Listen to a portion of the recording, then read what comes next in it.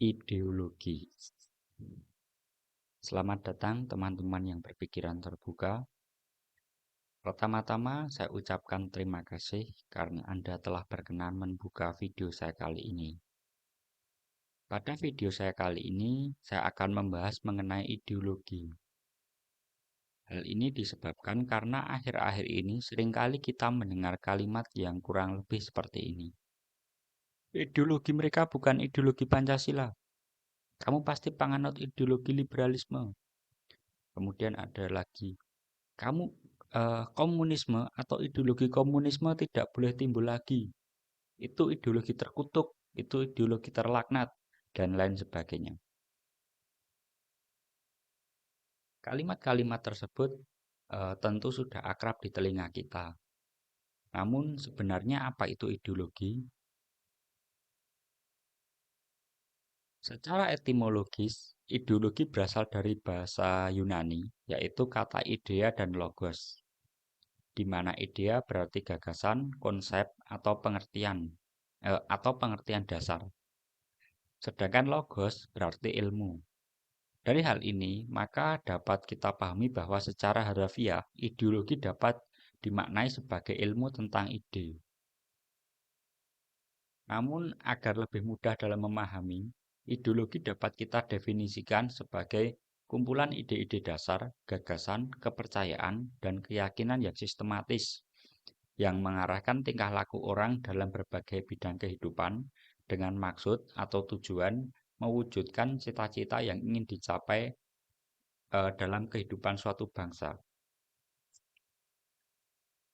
Istilah ideologi ini pertama kali dilemparkan atau digunakan oleh filsuf Prancis, yaitu Anthony de Tracy pada tahun 1796. Pada saat itu, revolusi Prancis sedang menggelora, sedang besar-besarnya. Saat itu, Tracy menggunakan istilah ideologi untuk menyebut suatu studi mengenai asal, hakikat, dan perkembangan ide-ide.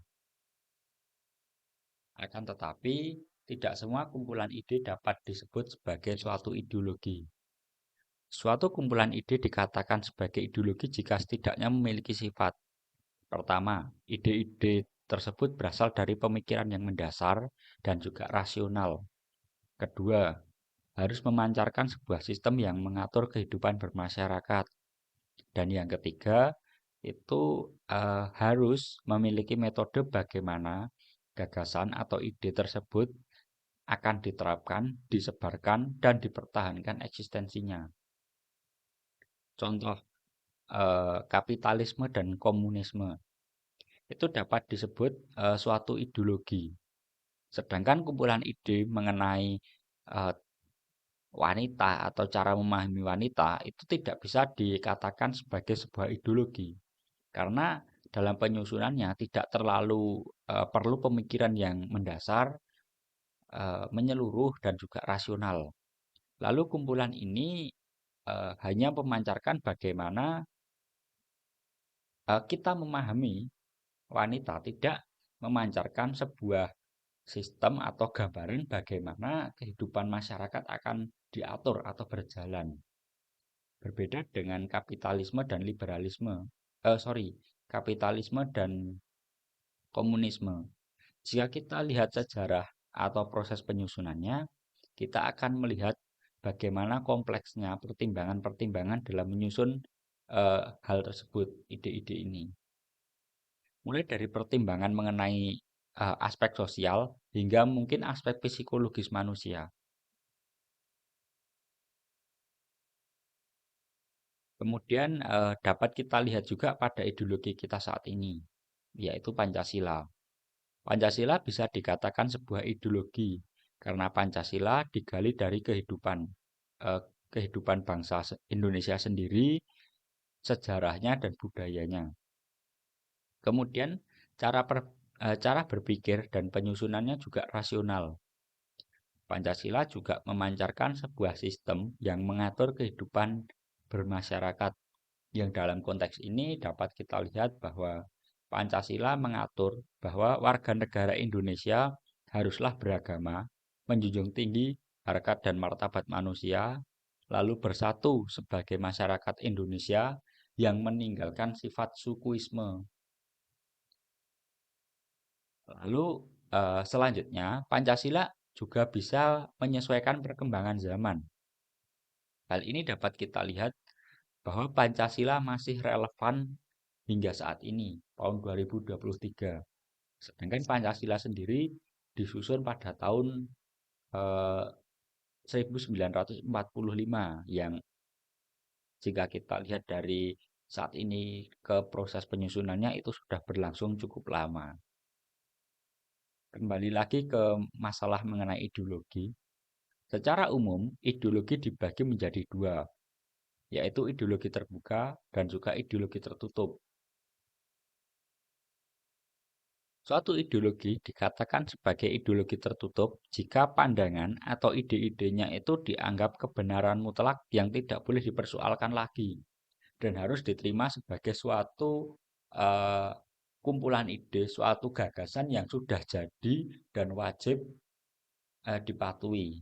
Sedangkan ideologi terbuka adalah ideologi yang pandangannya tidak dianggap sebagai kebenaran mutlak, sehingga dapat dikembangkan atau diperbaiki mengikuti kehidupan masyarakat. Maksud di sini itu bukan berarti ideologi terbuka itu idenya atau pandangannya tidak benar, bukan berarti seperti itu. Tapi pandangannya itu bisa berkembang, bisa mengikuti eh, perkembangan kehidupan masyarakat, tidak stagnan di situ saja.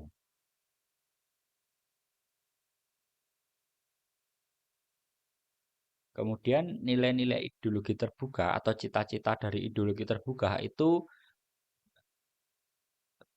biasanya tidak dipaksakan dari luar, tapi digali dari kehidupan masyarakatnya sendiri.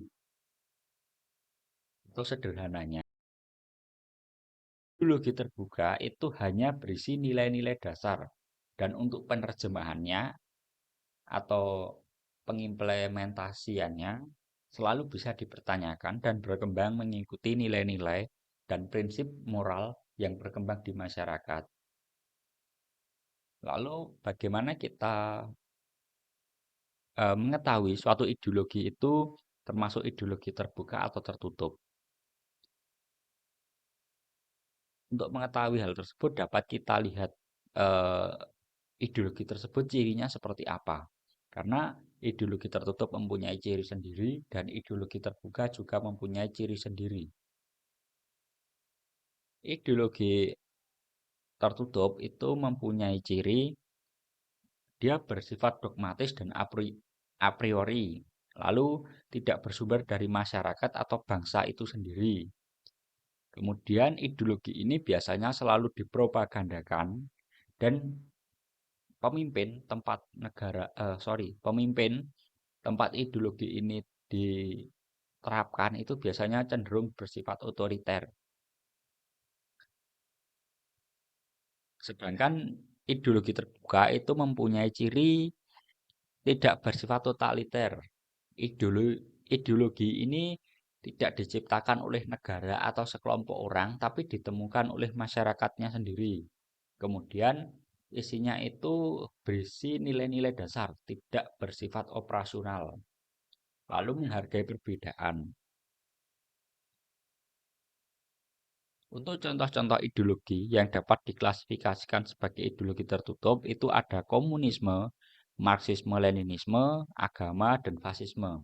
Ideologi-ideologi ini pandangannya oleh pengikutnya selalu dianggap kebenaran mutlak, tidak boleh dipertanyakan lagi, apalagi diperbaiki.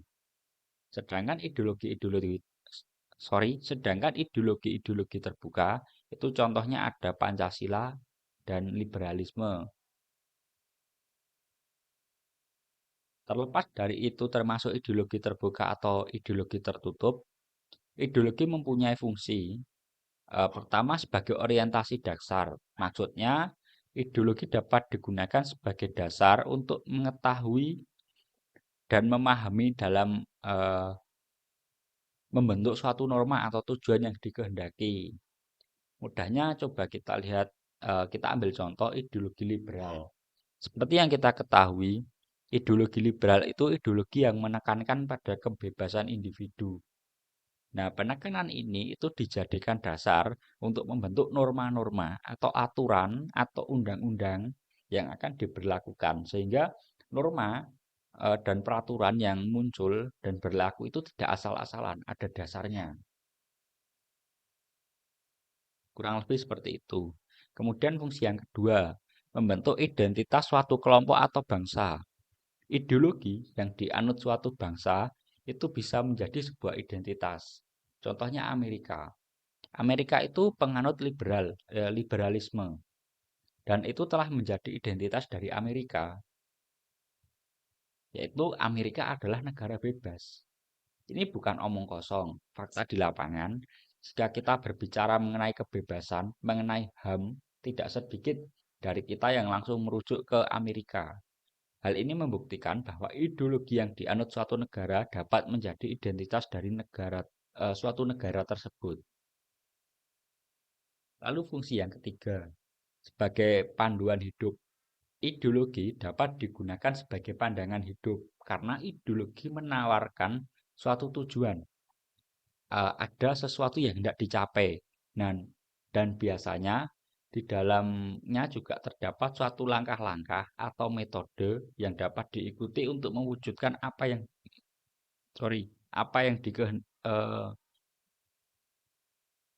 terdapat suatu metode yang dapat diikuti untuk mewujudkan apa yang dikehendaki. Ada step by step-nya seperti itu.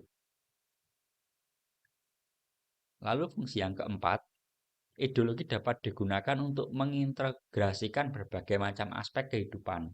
Karena sejak dalam penyusunannya sudah memperhatikan berbagai macam aspek kehidupan. Maksudnya di sini adalah dalam penyusunannya, suatu ideologi diperlukan kajian mendalam dan menyeluruh dalam berbagai macam bidang kehidupan. Kemudian hasil kajian ini disintesiskan satu sama lain sehingga membentuk suatu ideologi. Saat suatu hal itu disusun melalui pertimbangan banyak hal, maka hasilnya sangat mungkin bisa mewadai banyak hal tersebut.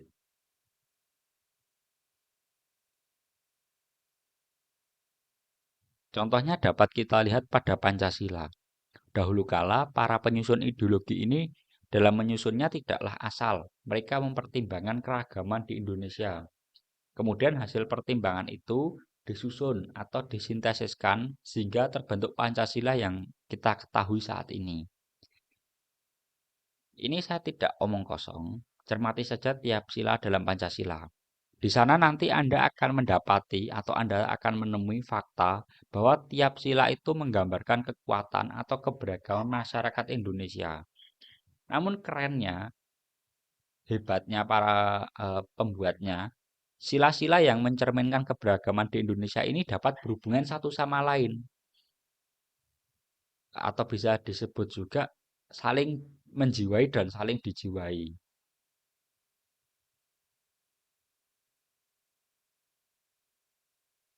Jadi kesimpulannya, terlepas dari ideologi tersebut terbuka atau tertutup, ideologi sangat dibutuhkan oleh suatu bangsa. Suatu bangsa atau suatu negara harus ada ideologinya. Jika tidak, maka bangsa tersebut pasti akan kacau, tidak akan mempunyai tujuan atau maksud yang jelas. Sering terjadi kericuan dan lain sebagainya. Kurang lebih sebatas ini pembahasan saya mengenai pengenalan ideologi. Dalam video selanjutnya kita akan membahas mengenai ideologi-ideologi besar yang ada di dunia, mulai dari kapitalisme, sosialisme, liberalisme, dan lain sebagainya. Terima kasih untuk teman-teman yang telah berkenan melihat video saya kali ini sampai akhir. Semoga kita semua bisa selalu berpikiran terbuka. Salam sejahtera bagi kita semua.